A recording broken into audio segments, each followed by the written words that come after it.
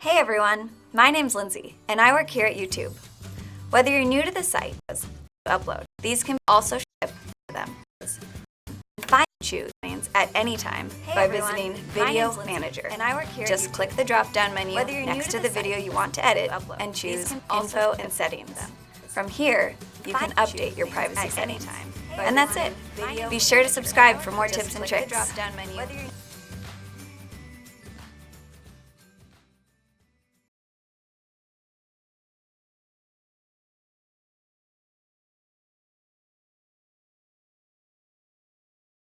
Okay, I just had a request that someone was wondering how to upload a YouTube video. Now, many of you that are my subscribers or are watching this video probably are saying, you know, I've uploaded a ton of videos and I think this video is going to be pointless. But my question to you is, are you doing it right? Are your videos actually being found and watched? If not, this video is for you. I will show you how to properly upload a video to YouTube. Plus, I will show you what YouTube deems as important. Let's take a look. DarylEves.com. Okay, to upload that video, the first thing that you need to do is to sign into YouTube. So go up here and click on sign in and log in. Now that we're logged in, on every page right at the top, you're gonna actually see an upload button here. And all you need to do is click on the upload button. Okay, now what it's going to bring you up is to this screen right here, and you can either drag and drop your files here and it will start to upload, or you can click on it. I'll go ahead and click on this and select your file here from your desktop or wherever you have it located. And now what it is going to basically bring into this screen why it's uploading. This is where you need to put in all your information of how basically people are going to find you. Now, the title is the most important thing. You want to do a lot of research on it, see what people are actually searching for. So I'm going to go ahead and give this my title here. I've already done the prep. Hey everyone,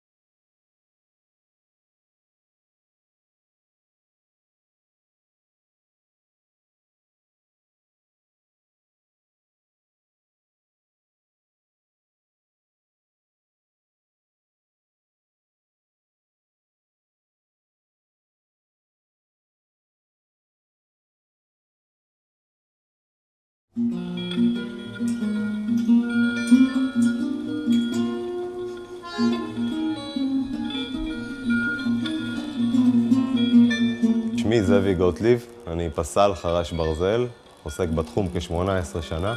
עבורי בעצם חישול ברזל, נפחות, פיסול בברזל, זה בעצם דרך חיים.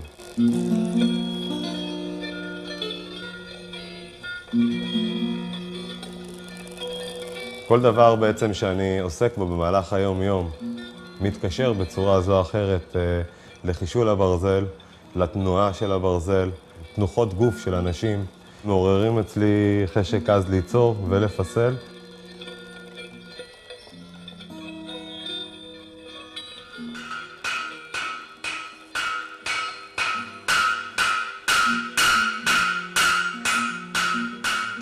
בהתמודדות עם הברזל יש מין תחושה שסוחפת. היא סוחפת הלאה, מנתקת בעצם מהעולם החיצוני. אתה נמצא רק עם החומר. ברגע ששמים בעצם מטעמי אוזניים וגם את הרעש מסביב לא שומעים, התחושה היא כמעט כמו תחושה של צלילה בתוך מים. החומר עוטף אותך מסביב, הציוד עוטף אותך מסביב, אתה יודע מה אתה עושה איתו, לוקח אותך למחוזות לאחרים. מאז שנת 2005 אני נוסע לאיטליה, לאליפות העולם לנפחות ברזל. נחשפתי שם, בסטיה באיטליה, לעבודות של פסל בשם קלאודיו בוטרו, חרש ברזל. העבודות האלה השפיעו עליי כל כך עמוק, שמיד עם החזרה ארצה התחלתי לפסל, התחלתי בעצם לחוש את החומר בצורה קצת שונה. ועם הזמן, בשנת 2009, הגעתי לתחרות באיטליה, לאליפות העולם, וזכיתי במקום ראשון. אני מחשל בשיטה שפיתח אורי חופי מקיבוץ עין שמר, המורה שלי. לקחתי את השיטה שלו עם כל הטכניקה שהיא נותנת, ומצאתי בעצם את השפה שלי. במהלך השבוע מגיעים אליי תלמידים, לפחות פעמיים בשבוע אחר הצהריים. ויש לי בעצם הזדמנות להעביר הלאה את כל הידע הרב שצברתי, ולתת להם, לפחות לאחר צהריים, ליהנות ממה שאני נהנה באופן יומיומי. אני חווה חוויה מלאה, מאוד גדולה, בכל פעם שאני מעביר את הידע הלאה, בכל פעם שתלמיד בעצם מבין על מה מדובר, מבצע עבודה ברמה גבוהה, ממלא המון סיפוק. אני מאוד מקווה שאני אוכל להמשיך ללמד הרבה מאוד שנים קדימה. לצד הפיסול, נותן כיף לקום בבוקר.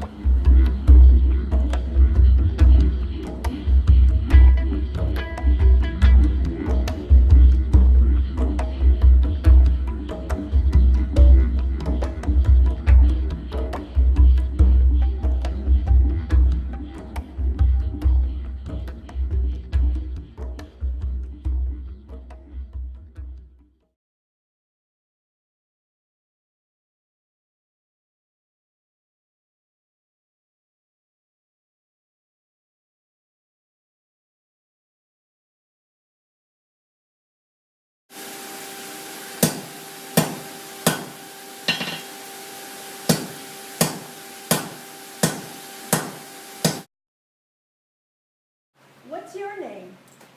My name is Uri Chofi. Hi kids, hi! You do on the kibbutz Chofi. I am a blacksmith. What's a blacksmith?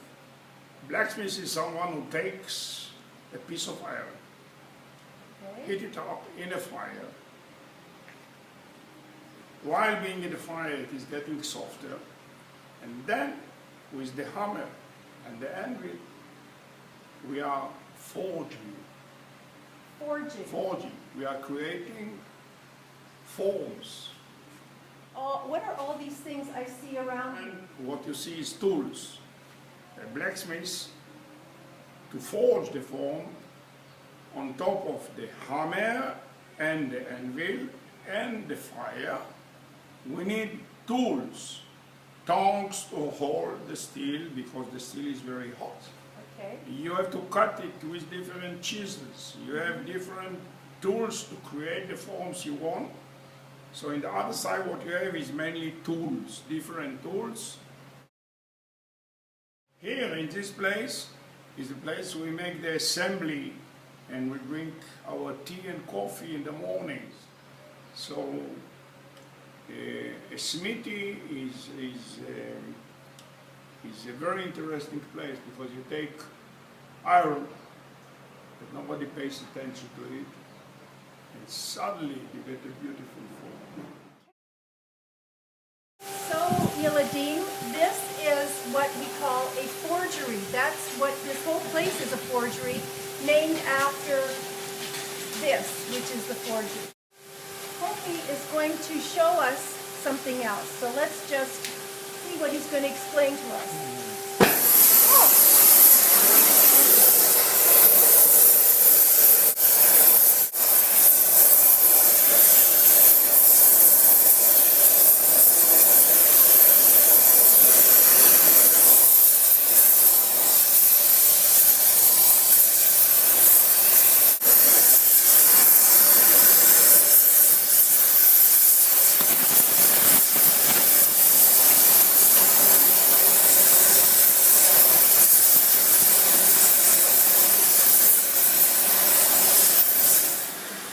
So now we have the heat. And what we do, we put the iron in the fire. And as I said, we are going to heat it. And then it's getting soft. And then with the hammer and the anvil, we put the iron and we beat it. This beating operation is called forging. And here it is hot. Don't touch it. It's nice, but don't touch it. Okay? And now you can put it here on the stove. And with the hammer, what I'm doing now, I'm doing the point. You see?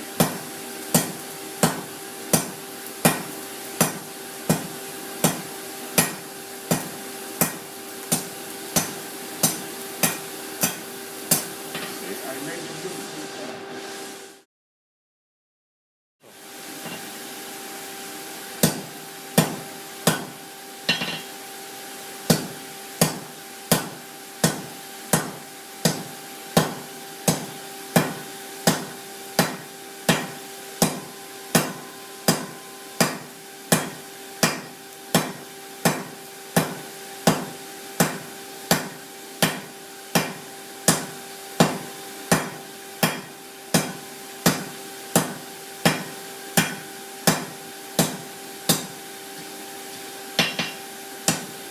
Okay? See this form? Yes. First of all, we made the point. Now, we made the other part, the other side. And from this, I'm going to make a leaf now. Okay. And you're very lucky because it's the first time since the operation that I'm folding.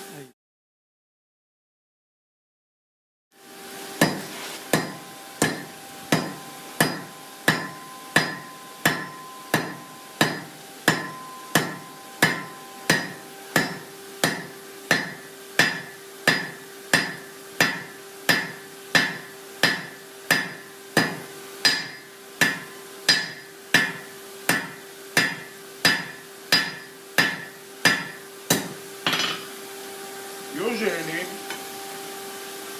before the operation, all this that I'm doing here 3-4 times in the fire, I did in one hit. Good. Glad you're doing it. Nice.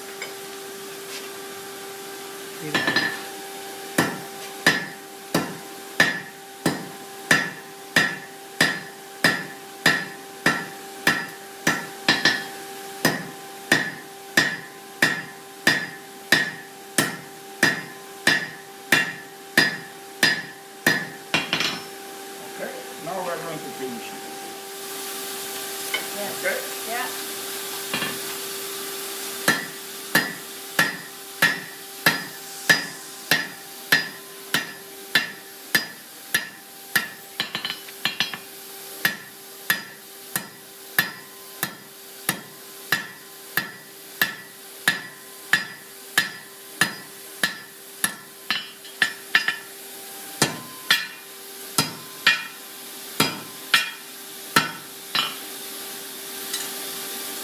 we have the leaf. Wow. How long will it take somebody to learn to do that? That leaf? If somebody is talented, it will take him 2 years. This leaf is very, very complicated. You see, to make the leaf, we change the volume of the leaf 7 times. And if you don't do it right, you don't get the leaf. And there is no way back. Okay, now we're going to cut it. See, you have the anvil and you have the anvil tools. This is why we have here a square hole. Here we now we go.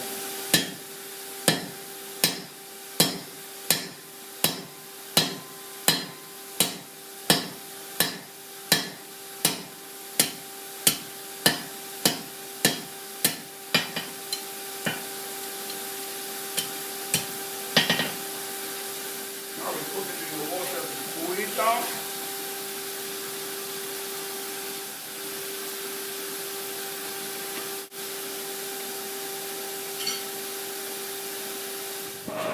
So are you polishing the leaf now, Kofi? Now brush it. Polishing, brushing. We're brushing the oxidized away.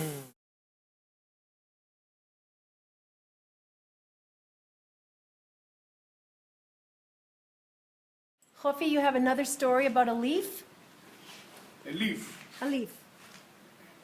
A leaf is a very interesting element, and in many nations around the world, the blacksmiths are trying to imitate the leaf. There are many types of leaves. In Europe, the Celtic nation, for them the leaf is a sign for luck. Usually I'm doing also a nail. One day a group of tourists came here from Kibbutz Sharamakir, and I demonstrated them how I make a nail and how I make a leaf.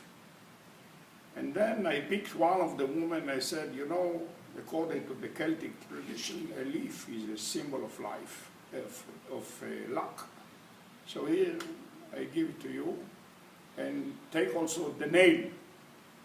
Why the nail? Because luck is not coming every day, and if the luck is coming, nail it.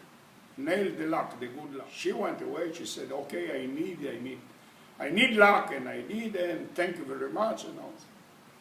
A month later, a car came here.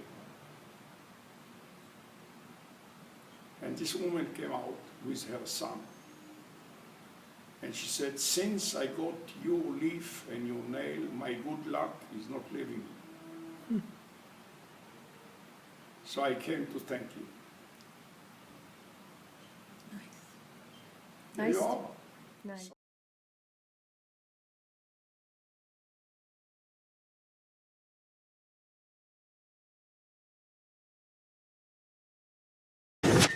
It makes like this. And then people tell you, hold the hammer tight. And then after 30,000 times a day, 3 years, you destroy your wrist. And then you have pain.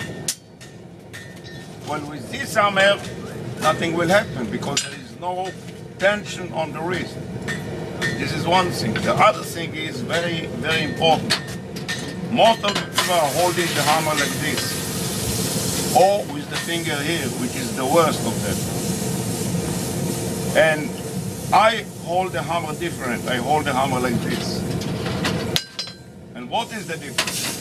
When you hold the hammer this way, and you bring the hammer high, you bring the wrist to its limit. There is a limit. You cannot go more. And again, if you work, you are killing the wrist.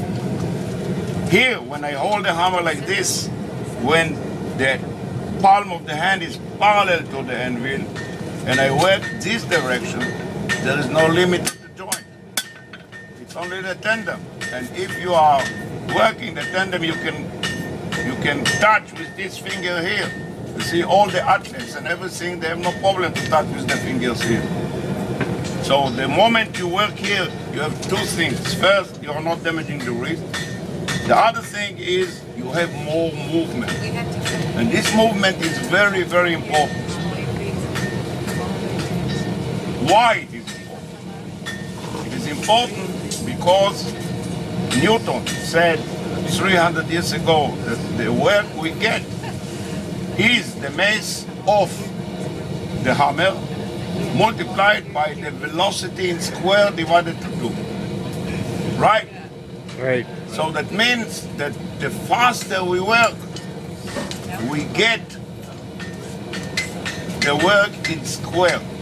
Okay? If you can move a heavier hammer faster, you get a hell of a lot of more work. Okay? Easy. Now how you get this speed?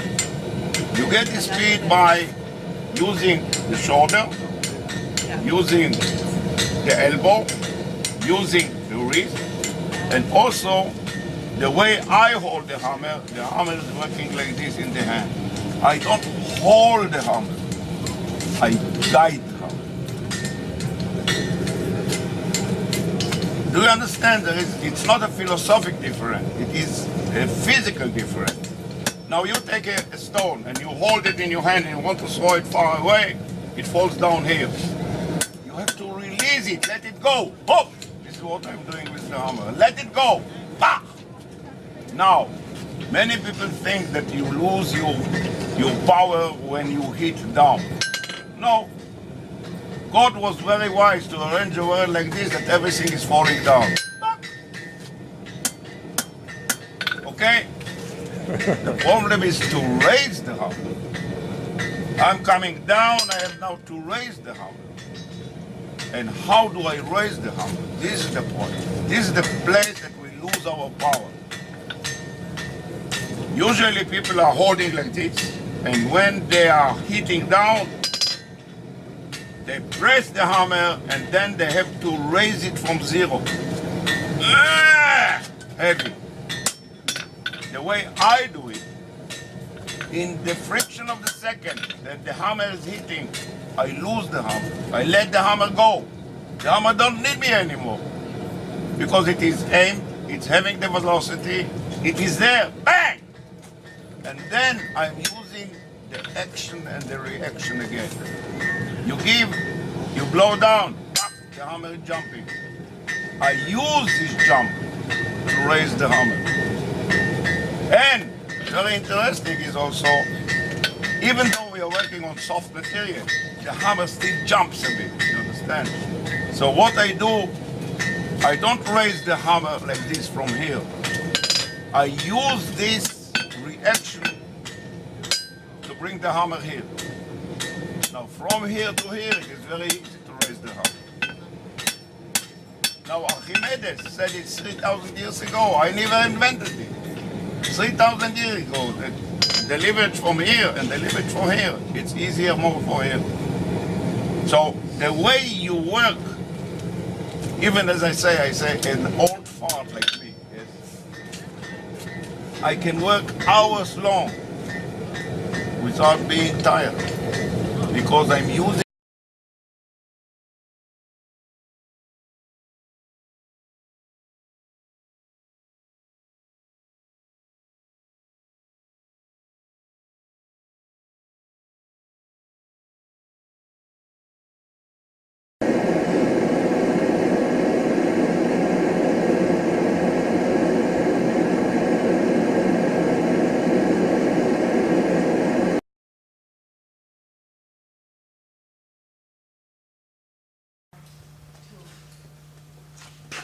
better.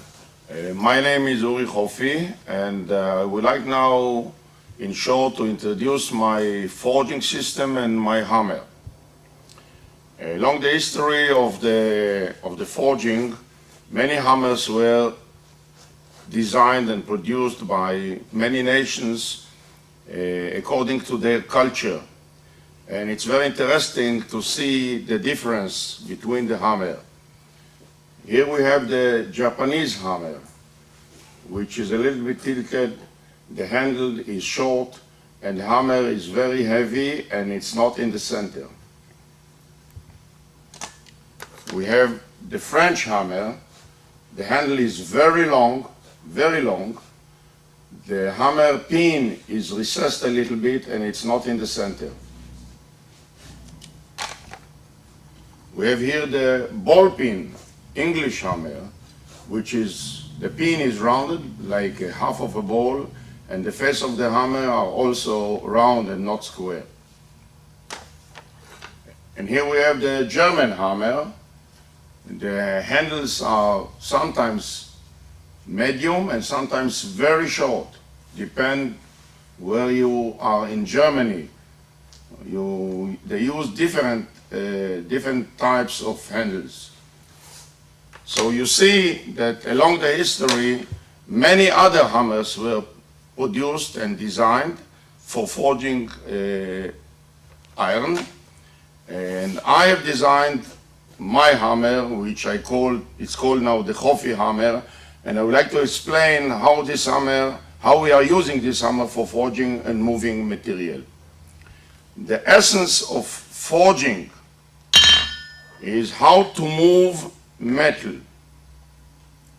as fast as possible and to create a form with as less heat, less times in the fire, and less time. That means as quick as possible with less energy, by using the hammer and the body and the arm right without damaging the body.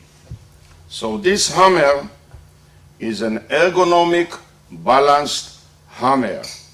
And I'm going now to explain the meaning of ergonomic, balanced hammer and why it is very, very important.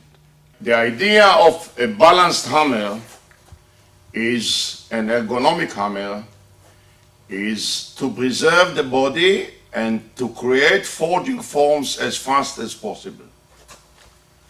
Now, how we do it? Most things. Most of the blacksmiths in the world are having problems with the wrist, with the elbow, with the shoulder, with the neck, and with the back, and sometimes with the legs, because we are swinging the hammer between 20 to 30,000 times a day. And this is a killing profession. The idea is to forge without damaging your body from one side, and to move the metal as fast as possible. And by moving the metal as fast as possible, you create friction between the molecules and you create heat. So you don't only move the metal fast, but by creating heat in a certain way, you have a longer time to forge and you create more time for forging the form you want to forge. And by this, you forge faster and easier without damaging your body. It is very interesting that by holding the hammer the way I hold, I have 4 stages, not 3. It's not easy to maintain. It takes time to master it. But what happened is, and by this I create much more speed, because I'm using the energy, the acceleration energy, to get much more speed with 4 joints than with 3 joints. Many people, because they have problems with the wrist, are using only the shoulder and the elbow. You can forge in this system hours long without getting tired. 2 inches out of the anvil, 2 degrees here, and the hammer is forging. A third of the hammer is out of the anvil. And I'm turning it in one direction. The other thing you see that it is conical this way and conical also this way. This gives us the possibility to swing the hammer, and the hammer will hold himself, because it won't be able to fly out from our hand, because it is conical and it is jamming itself into the hand. Very important is also the length of the handle. The handle is exactly